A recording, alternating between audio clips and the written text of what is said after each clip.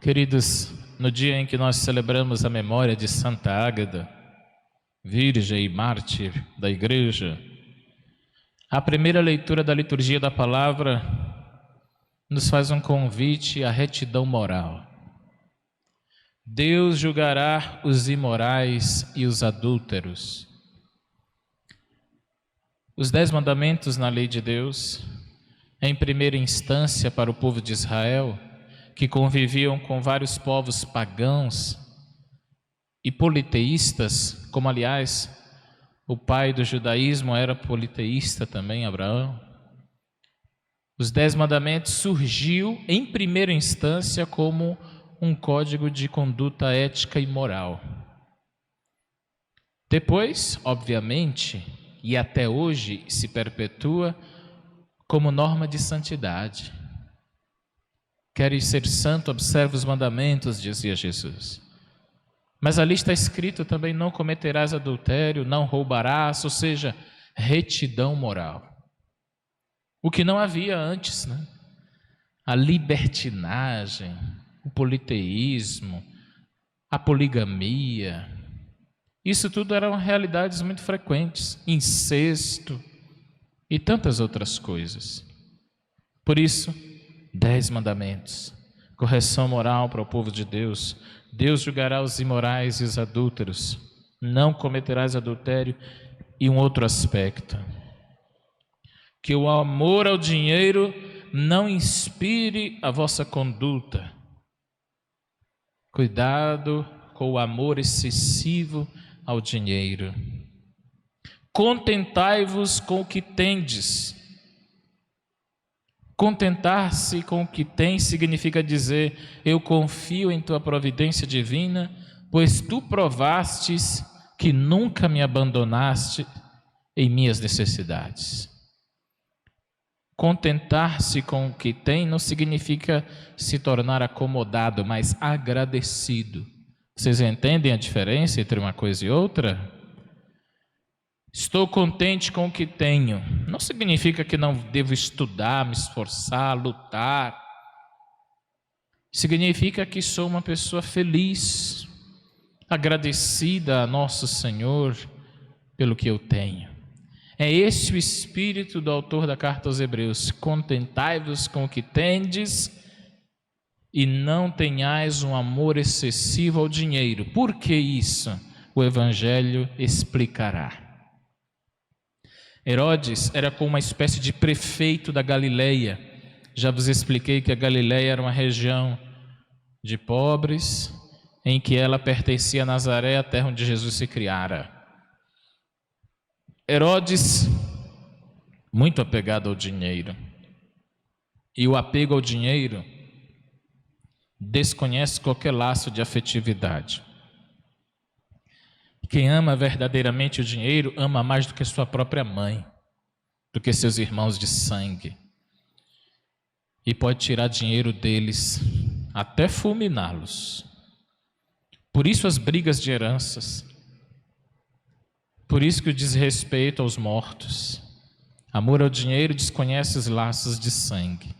Herodes gostava de João, diz o Evangelho, gostava de ouvir ele, mas era aquele tipo de gostar assim: olha, só não me revele as minhas verdades, bata palma para mim em tudo, concorde comigo em tudo, mas não me revele as minhas verdades.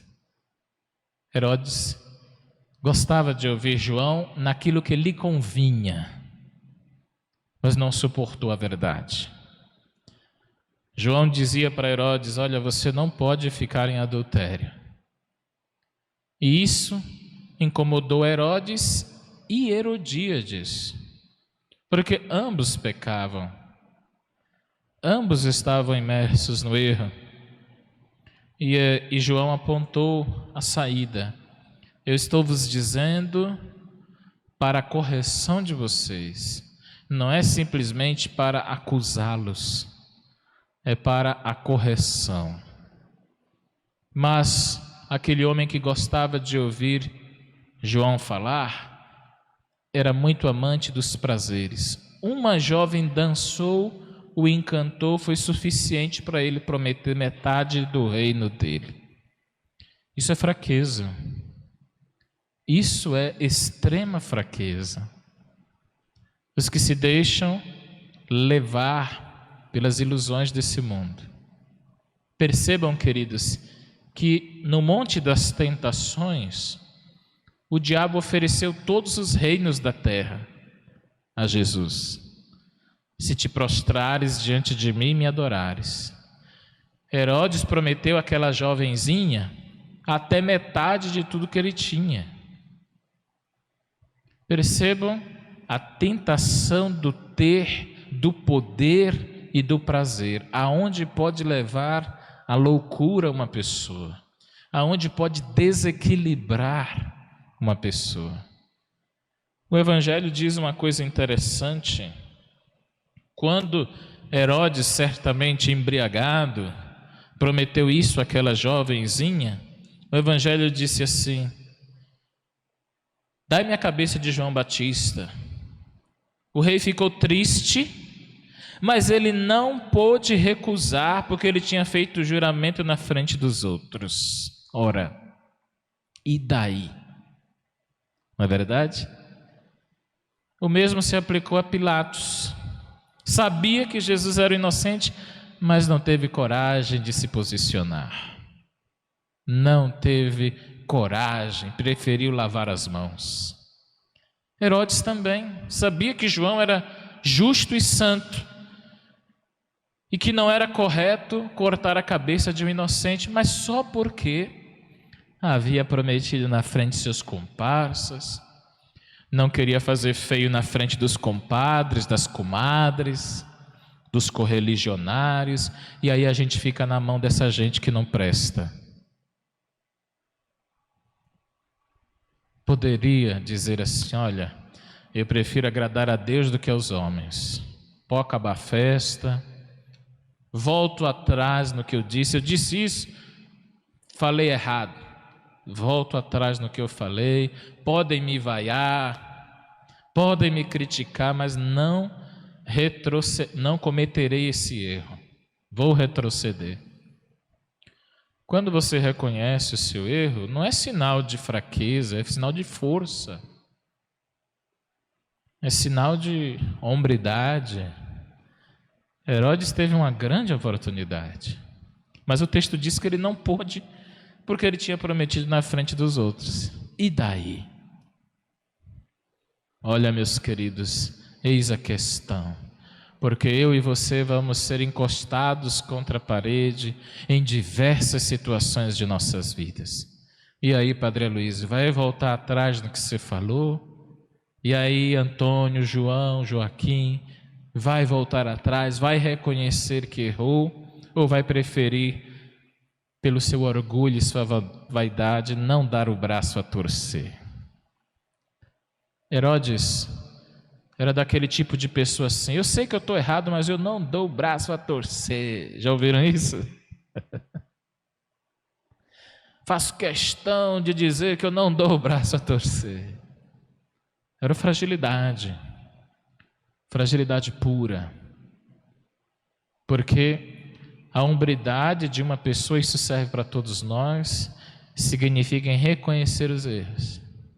Por isso que a missa começa com o sacerdote convidando a todos: reconheçamos os nossos pecados, para que possamos ter dignidade para celebrar a Eucaristia, reconhecendo que somos pessoas suscetíveis ao erro.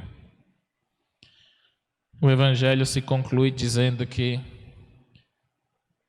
João perdeu a cabeça. Mas quem perdeu a cabeça mesmo nessa história foi quem? Herodes e Herodíades. Foram os únicos que perderam a cabeça, perderam a moralidade, perderam o escrúpulo, perderam o temor ao Senhor, viviam em adultério publicamente. Quem perdera a cabeça foram eles. Por amor ao prazer, ao dinheiro, às vaidades. Olha aonde pode chegar tudo isso? O Papa diz e chama isso de mundanismo. Quando os prazeres do mundo me agradam muito mais do que os prazeres divinos. Não é que vamos demonizar os prazeres do mundo, não é isso. É que quando os colocamos na balança, nós adoramos mais o dinheiro do que a Deus. E para concluir mesmo, que Santa Ágata, desapegada até mesmo de sua própria vaidade pessoal, nos inspire o amor a Deus acima de todas as coisas. Todas as coisas. Porque quando formos dominados e dominadas pelo amor aos ídolos, nós seremos capazes de coisas absurdas, como foi Herodes. As pessoas nos desconhecerão, porque o amor ao dinheiro e aos bens e prazeres deste mundo cegam as pessoas e as tornam de fato irreconhecíveis, como foi o caso fatídico de Herodes. Louvado seja nosso Senhor Jesus Cristo. Para sempre seja louvado.